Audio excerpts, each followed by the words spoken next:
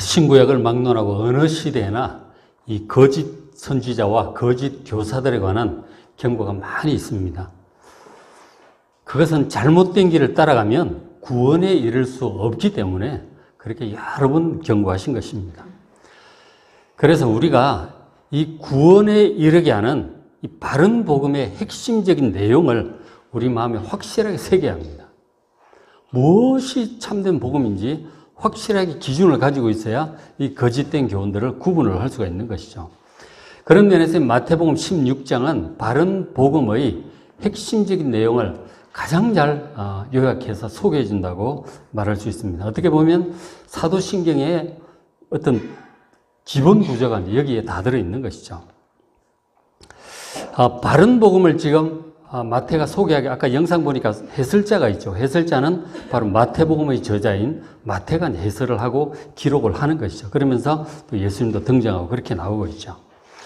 어쨌든 이 바른 복음을 소개하기 전에 먼저 예수님 당시의 백성들을 잘못 이끌어가던 이 거짓된 교훈의 예로 바리새인과 사두개인의 교훈을 삼가라고 주님께서 먼저 말씀을 하셨어요.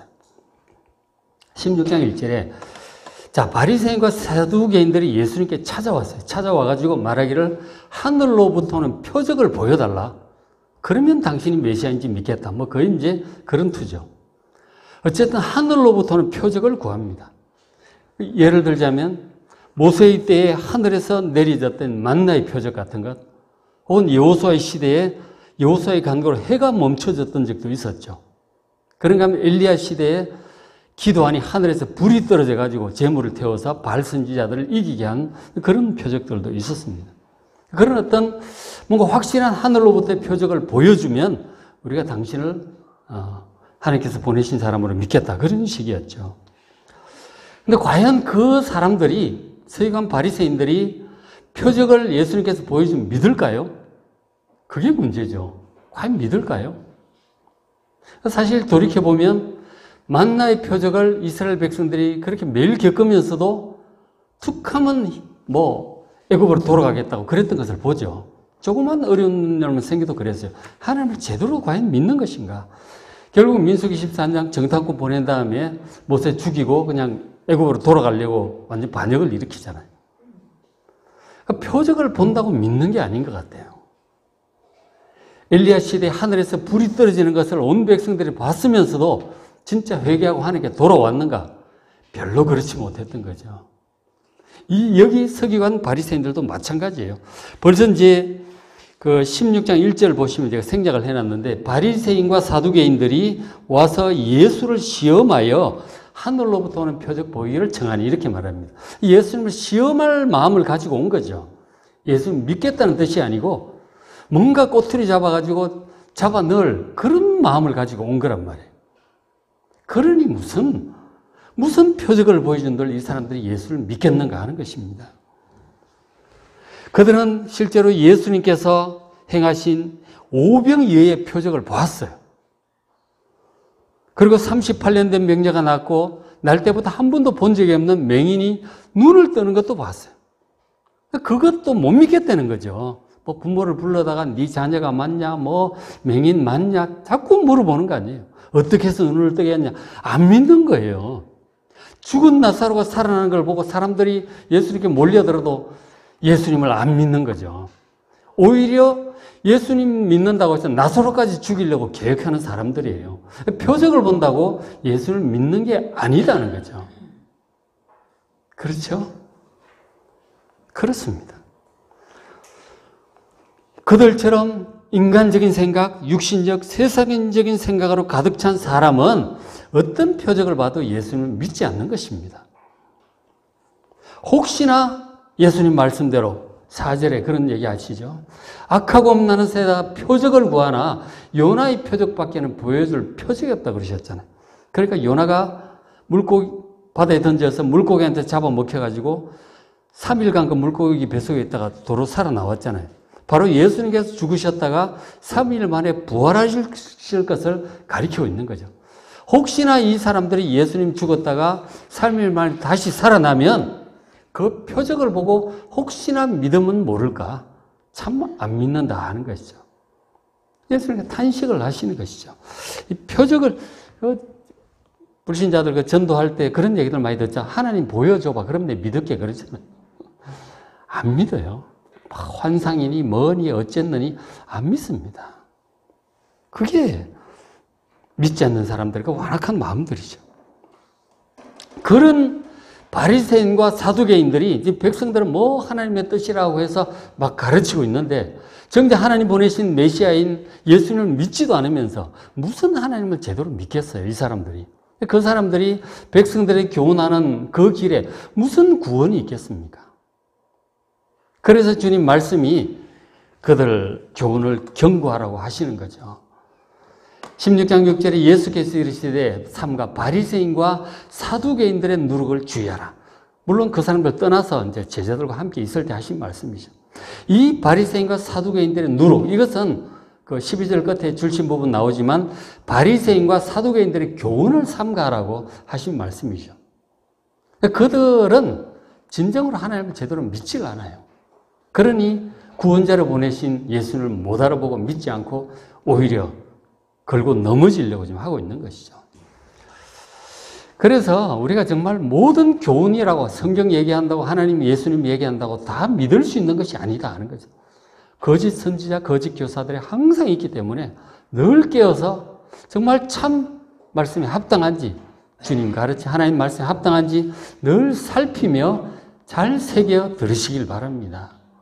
지금 예수님께서 이렇게 교훈을 해 주시는데 그들의 교훈을 삼아가는 뜻으로 그들의 누룩을 주의하라고 하시니까 예수님 말씀을 잘 못 알아들어요. 왜냐하면 지금 식사할 빵을 제대로 준비를 못했던 것 같아요. 걱정이 있으니까 예수님 말씀을 오해하는 것입니다. 누룩 얘기하니까 앞뒤 다 잘라버리고 누룩 얘기하니까 식사 준비 안 했다고 뭐라 그러시나 보다. 그렇게 오해를 하는 것이죠. 염려, 근심이 있으면 주님 말씀을 자꾸 오해를 하게 돼요. 저도 이렇게 설교를 하지만 여러분 마음속에 뭔가 염려와 세상적인 어떤 그런 것들이 가득 차 있으면 제 설교를 들을 때 나름대로 오해를 하게 돼요. 그렇게 되지 않도록 정말 예배 드릴 때는 오셔가지고 미리 기도도 좀 하시고 염려와 근심과 모든 좀 욕심과 생각들을 좀 내려놓고 정말 정결한 마음으로 찬양하고 말씀을 들어야 하나님의 말씀이 제대로 들리게 될 것입니다. 제자들이 지금 그렇지 못했던 것이죠. 예수님 눈앞에서 직접 얘기하는데도 오해를 하니 얼마나 많은 오해가 있겠어요. 그죠? 어쨌든 주님 말씀은 이 바리새인과 사두개인들 하나님을 제대로 믿지 않고 세상적 육신적인 생각으로 가득 찬 그들의 교훈을 그대로 믿을 수 없으니 삼가하고 조심하라고 경고를 하신 것이죠. 그리고는 예수님께서 이 제자들에게 참된 복음의 핵심을 가르쳐 주신 내용들이 이제 뒷부분에 이어집니다. 그것이 마태복음 16장 후반부죠. 굉장히 중요한 내용들이 집중적으로 나와 있습니다. 복음의 핵심이에요. 16장 13절 예수님께서 제자들에게 물어보셨어요. 사람들이 인자를 나를 누구라고 하느냐? 그렇게 물어보니까 제자들 여기에서 들은 얘기들을 보고를 합니다. 14절에 그러나 어떤 사람들은 세례 요한이 죽었다가 다시 살아났다고 얘기합니다. 어떤 사람 엘리야나 예레미야 같이 선지자 중에 한 명이라고 합니다. 뭐 이런저런 얘기를 해요. 과연 예수님이 누구냐 하니까 사람들이 별 얘기를 다 하는 거죠. 별거 아니다. 어떻다 저떻다 별 얘기를 다 합니다.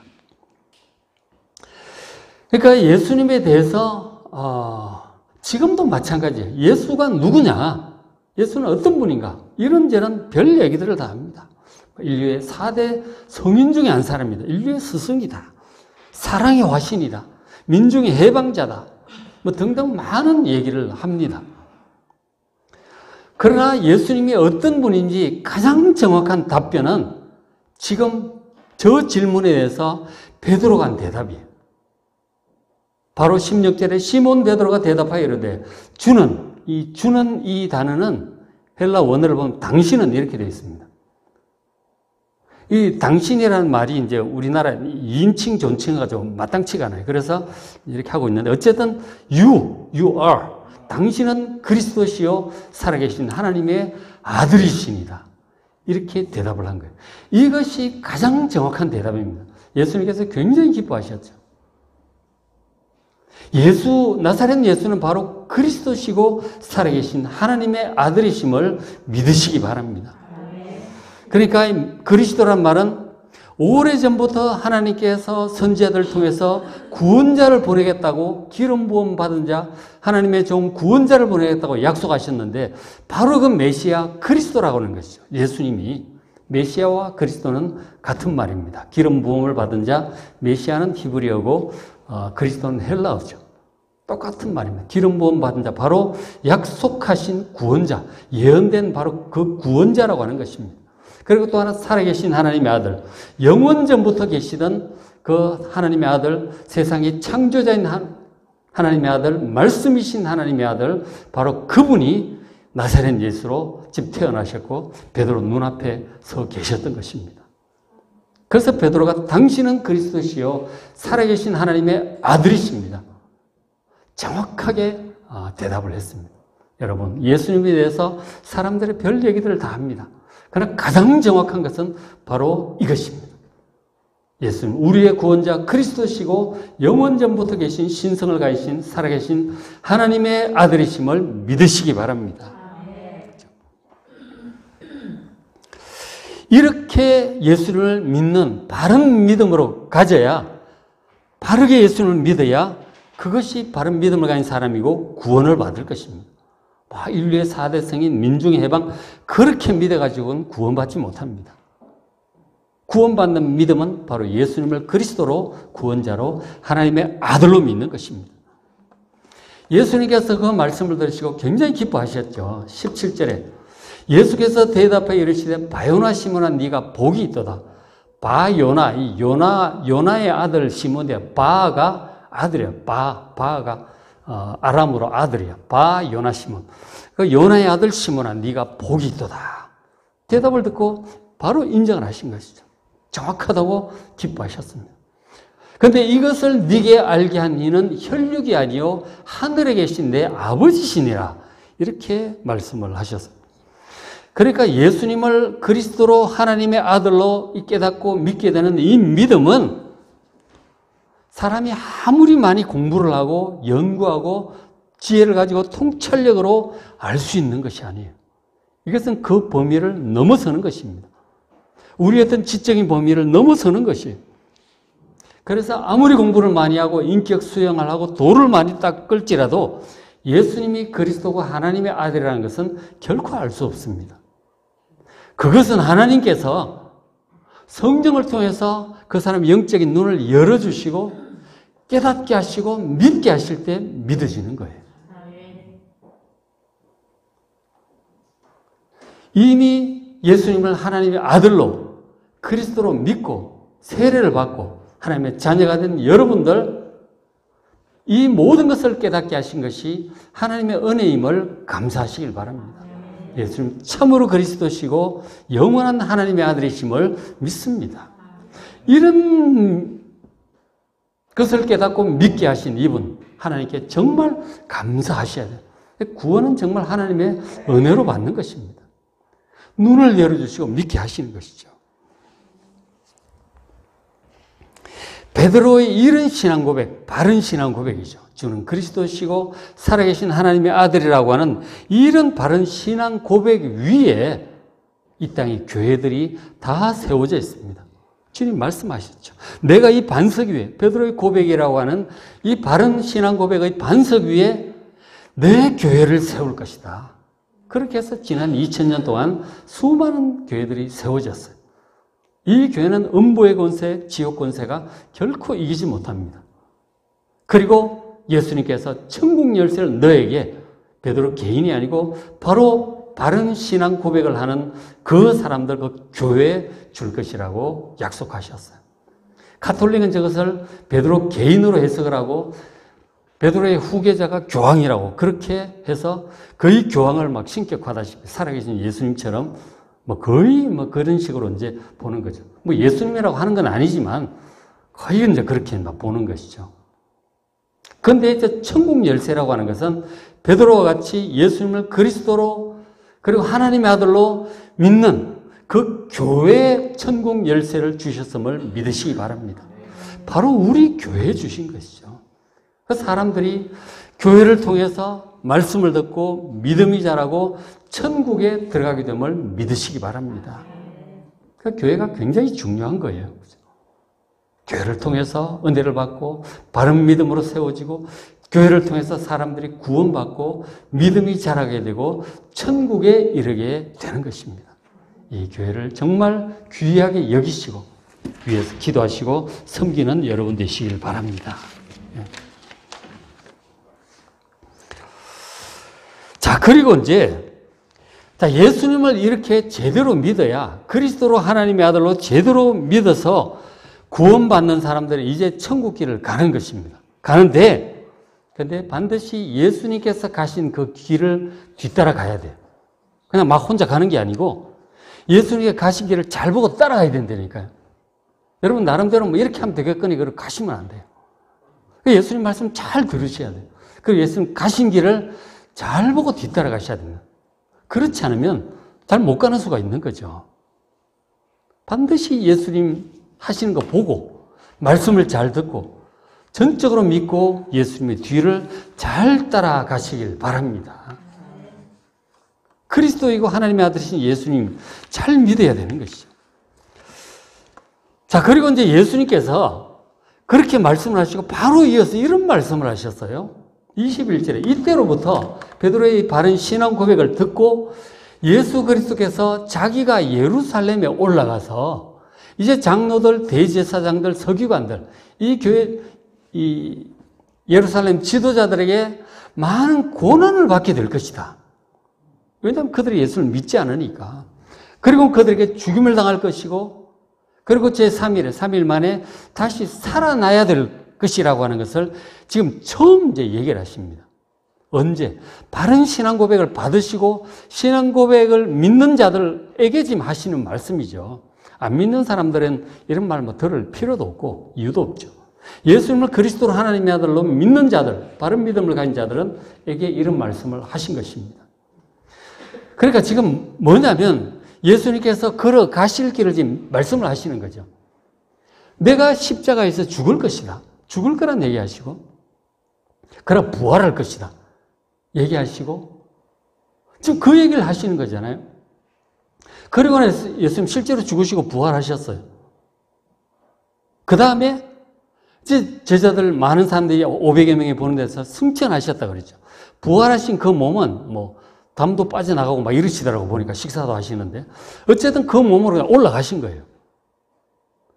그러니까 하나님 나라에 들어가신 거란 말이죠. 하나님 나라에 어떻게 들어가는지를 지금 보여주시는 거죠. 옛사람이 죽고 부활의 새 몸을 입고 하나님 나라에 들어가는 것입니다. 그렇게 해서 영원히 사는 것이죠. 그러니까 천국으로 하나님 나라로 궁극적인 모습도 새하늘과 새 땅이죠. 그곳에 들어가는 과정이랄까요?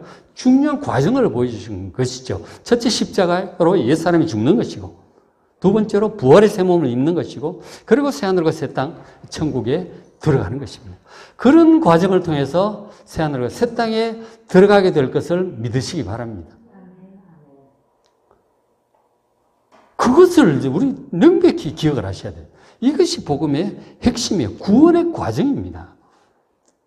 우리도 예수님처럼 그런 순서로 옛사람이 죽을 것이고 그리고 부활의 새 몸을 입고 이제 새하늘과 새 땅에 들어가게 되는 것이죠. 구원은 그렇게 받는 것입니다. 왜 그러냐면 사도행전 15장에서도 제가 말씀드렸지만 다시 한번 볼게요. 15장 50절에 혈과 육은 이 혈, 육, 이 피, 살, 뼈 이런 것들이죠. 이 몸으로는 하나님의 나라를 이어받을 수가 없어요. 하나님 나라에서 이렇게는 들어갈 수 없어요. 영원히 살 수 없어요. 이 죽는 몸이에요. 또 썩는 것, 이 썩는 몸이라고 썩어질 몸이죠. 점점 안 썩어도 점점 노쇠해 가잖아요. 이렇게 하나님 나라에서 영원히 살 수는 없는 거죠. 썩는 것은 썩지 아니하는 것, 이 영원한 하나님 나라 새하늘과 새 땅을 유업으로 받지 못하는 것이죠. 말이 맞잖아요, 그죠? 이 몸으로 살 수가 없는 거예요. 그래서 부활을 해야 되는 것이죠. 51절 우리가 다 잠잘 것이 아니고 예수 믿고 죽는 사람 물론 땅에 묻히고 썩고 이제 잠자잖아요. 근데 그거 다 잠자면서 끝나는 것이 아니고 육신이 썩어지고 영혼만 올라가 있는 것이 아니라는 거죠. 마지막 나팔, 재림 나팔, 예수님 마지막 재림 나팔 소리에 순식간에 다 변화될 것이다. 그 죽어있던 사람, 그 당시 이미 예수님 재림할 때 죽어있는 사람이 있죠. 나팔 소리가 나매 죽은 자들이 썩지 아니할 것으로 다시 살아날 것이다. 부활의 새 몸을 입게 될 것이다. 그리고 그때 만일 마지막 세대에 살아있는 그리스도인은 변화될 것이다. 순식간에 옛사람이, 옛 몸이 죽고 부활의 몸으로 변화되는 것을 순식간에 겪게 될 것입니다. 그 옛 몸이 죽고 새 몸을 입어야 이 하나님의 나라를 이어받을 수 있고 이 불멸의 하나님의 나라, 새 땅에 들어가서 영원히 살 수 있는 것이죠. 복음은 아주 정확한 것입니다. 이것이 구원인 것이죠. 그 예수님의 십자가의 죽음과 부활과 천국으로서의 그 승천의 과정과 같이 우리 모든 하나님의 자녀들도 우리 옛사람이 죽고 그리고 부활할 것이고 그리고 영원한 하나님 나라 새하늘과 새 땅에 들어가서 영원토록 살게 되는 것이죠. 이것이 우리의 구원이 완성되는 과정입니다. 자, 성도 여러분, 이 우리의 구원, 주님 다시 오심으로 구원이 완성될 그 때를 소망하며 믿음으로 살아가시기를 주의 이름으로 축원합니다. 이것이 우리가 신약 성경이 고백하는 바 우리의 복음이고 그 요약된 사도신경에서 고백하는 우리의 구원의 과정입니다. 더 이상 뭐 할 얘기 없잖아요, 그죠? 얼마나 감사해요? 믿고 그냥 가시면 되는 거예요. 근데 제가 지금 이런 설교를 하는 데 있어서 뭔가 반론을 제기하고 싶은 분들이 계시지 않을까 생각도 해봐요. 당연히 그 예수님 눈앞에 있던 베드로가 예수님께 반론을 제기합니다. 예수님 말씀이 마음에 안 든다는 거예요. 마태복음 16장 22절 베드로가 예수를 붙들고 항변을 합니다. 예수님이 그 구원의 과정을 설명하는데 죽음과 부활과 승천을 얘기하시는데 항변을 해요. 왜 항변을 하겠어요? 마음에 안 든다는 거예요. 주여 그리 마옵소서 그렇게 하지 마십시오. 십자가 죽음이라든가 그런 얘기 하지 마십시오. 아니 왕이 되셔야지 지금 무슨 갑자기 죽는 얘기를 하십니까? 이 일이 결코 죽게 미치지 아니하리라. 주님 십자가에 죽는다는 그런 얘기 하지 마십시오. 그런 얘기를 하는 거죠. 주님 이런 일은 별로 좋지 않고 원치 않습니다. 주님께도 이런 일이 안 생길 것이고 우리에게도 이런 일은 안 생겼으면 좋겠습니다. 구원하고 죽음을 자꾸 얘기하고 뭐 무슨 부활 잘 선뜻 이렇게 좋게 받아들이질 않는 거예요. 이 구원이. 그러나 성도 여러분, 지금 베드로가 하는 항의 있죠. 이 일을 제기하고 항변한 이것은 사탄에게서 나온 말입니다. 주님께서 바로 책망하시죠. 23절 예수께서 베드로에게 이르시되 사탄아 내 뒤로 물러가라. 그런 말이 사탄에게서 나온 것이라고 얘기해요. 물론 베드로가 사탄이라는 뜻은 아니죠. 베드로 속에 사탄이 역사하여 그런 말을 했다고 지금 사탄을 꾸짖고 있는 것이죠. 십자가를 싫어하고 뭐 부활 이런 거 별 관심 없고 그저 이 땅에서 복 받고 잘 살았으면 좋겠습니다. 이런 마음이 사탄에게서 나온 것이라고 책망하고 계시는 것이죠. 그럼 하시는 말씀 네가 하나님의 일을 생각하지 아니하고 도리어 사람의 일을 생각하는도다. 지금 하나님의 구원은 정말 죄로부터를 구원하시고 영생을 회복시켜 주시는 거예요. 그거를 생각하지 않고 사람의 일, 그저 이 땅에서 왕되고 뭐 부유하고 뭐 애들 잘 되고 집안 잘 되고 그것만 생각하고 있다는 것이죠. 이런 것들이 우리로 하여금 그 하나님 나라에 이르지 못하게 하는, 영원한 구원에 이르지 못하게 하는 사람의 일이고 그 뿌리에 사탄이 있다고 하는 것이죠. 여러분 진실한 복음을 붙드시길 바랍니다. 부활과 영생의 복음을 붙드시길 바랍니다. 세상적인 뭐 평화, 뭐 평안, 뭐 가정의 행복, 건강 뭐 다 좋습니다. 뭐 그런 복도 주세요. 근데 그게 다가 아니고 이 부활과 영생 하나님 나라의 복음이 참 복음임을 정말 확실히 붙들고 가시길 바랍니다. 사람 일만 생각하다가 예수님한테 이런 책망을 들을 수 있습니다. 그리고 정말 잘못된 생각이죠. 그래서 주님께서 참된 구원을 바라보고 가는 자에게 또 계속 말씀하십니다. 16장 24절 이에 예수께서 제자들에게 이르시되 누구든지 나를 따라오려거든 예수님의 뒤를 따라가야 돼. 십자가도 따라가고 부활도 따라가고 하나님 나라 올라가는 것도 따라가야 된단 말이에요. 따라오려면 어떻게 해야 되냐. 자기를 부인해야 돼. 이 베드로의 이런 생각들, 인간적인 생각들, 세상적인 생각들 이걸 여러분 부인하셔야 됩니다. 그리고는 자기 십자가를 져야 돼. 예수님께서 허락한 십자가가 있어요. 인생의 십자가, 사명의 십자가, 고난의 십자가, 많은 십자가들이 있어요. 여러분 끝까지 잘 지시길 바랍니다. 가장 무거운 십자가는 예수님이 지셨어요. 그 우리에게는 각각 우리 각 사람에게 적당한 질만한 십자가를 다 주셨어요. 그럼 각각의 사람은 힘든다고 생각이 드실 거예요. 자기 인생의 십자가가 힘이 들겠지만 그러나 끝까지 믿음으로 잘 감당하시길 바랍니다. 애들을 잘 키우는 것도 직업적인 일도 뭐 교회 직분도 뭐 주변에 뭐 다 우리에게 주신 사명이고 십자가입니다. 끝까지 잘 감당하시길 바랍니다. 해야 되겠어요. 자기 십자가를 지고 그리고 예수님의 뒤를 잘 따라가셔야 돼요. 자기 생각대로 막 가지 마시고 막 가다가 내가 지금 잘 가고 있나 그러지 마시고 항상 우리의 인도자에 대해서 예수를 바라보십시오. 뭐라고 말씀을 하시나 어떻게 하셨나 늘 말씀을 가까이 하시고 늘 가까이 하시고 뒤를 따라가야 돼요. 그냥 내 생각대로 그냥 열심히 산다고 되는 게 아니다 하는 거죠. 내 생각대로. 여러분 그렇게 하지 마시고 자기를 부인하고 자기 십자가를 지고 예수님의 뒤를 충실하게 따라가는 그리스도인이 되시기를 주의 이름으로 축원합니다.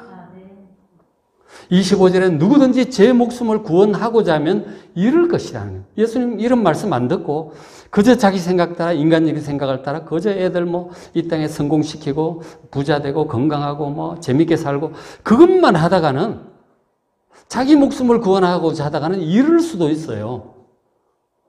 영생을 잃어버릴 수 있습니다. 그러나 반대로 누구든지 나를 위하여 예수님을 위하여 복음을 위하여 자기 목숨 육신을 잃어버리게 된다면 잃어버릴지라도 순교까지도 각오하는 거죠. 그렇게 할 때 이 영생을 얻게 될 줄로 믿습니다. 이것이 바른 신앙이죠. 그렇죠?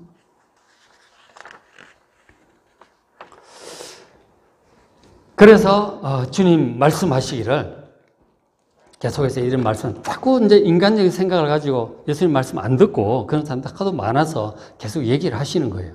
16장 26절 사람이 만일 온 천하를 얻고도 제 목숨을 잃으면 무엇이 유익하겠는가 하는 거죠. 정말 온 천하를 얻은 사람들이 있죠.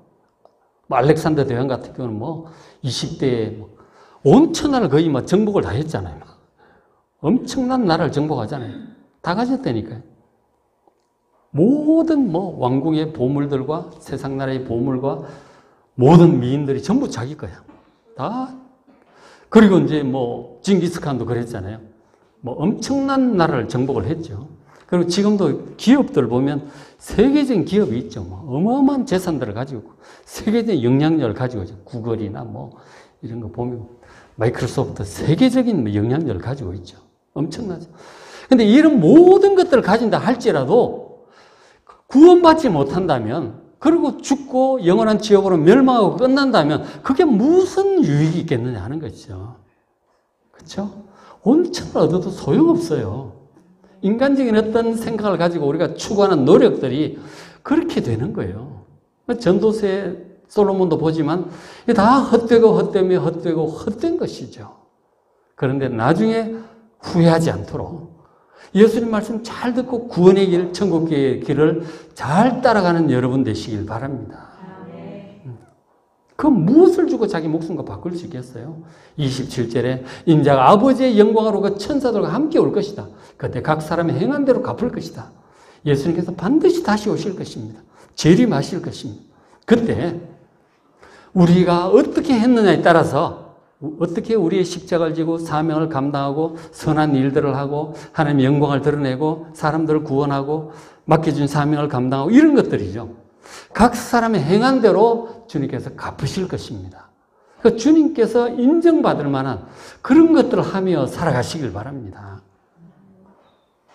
그저 세상 믿지 않는 자처럼 뭐 돈을 벌고 누리고 뭐 이런 것만 생각하지 마시고 주님께로부터 뭘 해야 내가 참 잘했다고 인정을 받을 것인가, 이것이 정말 중요한 것입니다. 오늘 이 보신 마태복음 16장은 우리가 믿는 예수님이 어떤 분인지 베드로의 정확한 신앙 고백을 통해서 우리가 보았어요.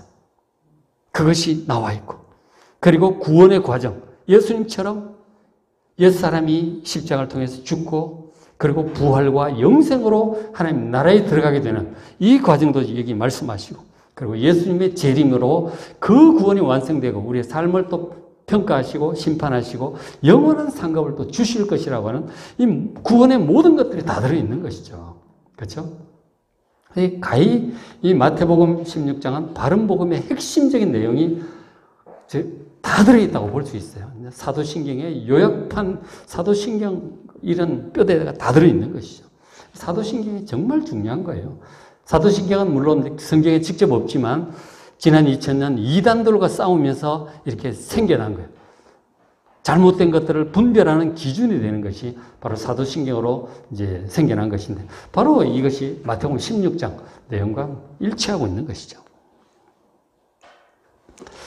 자, 마지막 말씀 보겠습니다. 그래서 이 마태복음 25장은 예수님께서 마지막 심판 때 하시는 말씀들이에요. 마태복음 24장, 5장, 6장 굉장히 중요하죠. 23, 4, 5장. 마지막 그 심판에 관한, 심판의 기준에 관한 말씀들이에요. 25장, 21절은 그 달란트 비유에 주님께서 잘한 그 종에게 하신 말씀이거든요. 25장, 21절 그 주인이 주님이시죠. 주님께서 이르시되 잘하였도다 착하고 충성된 종아, 네가 적은 일에 충성하였으면 내가 많은 것을 내게 맡기리니 내 주인의 즐거움에 참여할지어다. 우리가 정말 주님께 이런 칭찬을 받으셔야 돼요. 잘했다. 잘했다. 착하고 충성된 종아.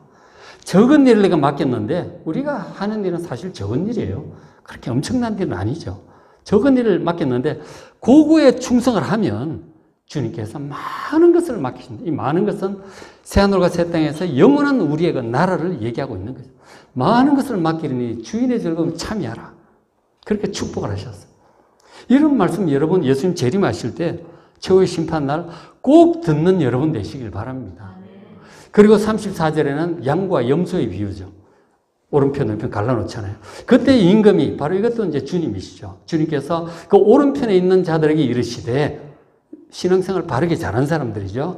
내 아버지께 복받을 자들이여. 나와 창세로부터 너희를 위하여 예비된 나라를 상속받으라. 우리를 위하여 예비된 나라가 있대요. 새하늘과 새 땅에서. 왕으로 다스리며 살 거라 그랬잖아요. 나라가 있다고 말씀하시는 거예요. 그곳에서 저것이 바로 주님께서 많은 것으로 맡기겠다고, 그 많은 것을 지금 가르치고 있는 거죠. 나중에 주님께로부터 이런 인정과 칭찬과 상급과 나라를 받기에 합당한 삶을 살아가는 여러분 되시기를 주의 이름으로 축원합니다.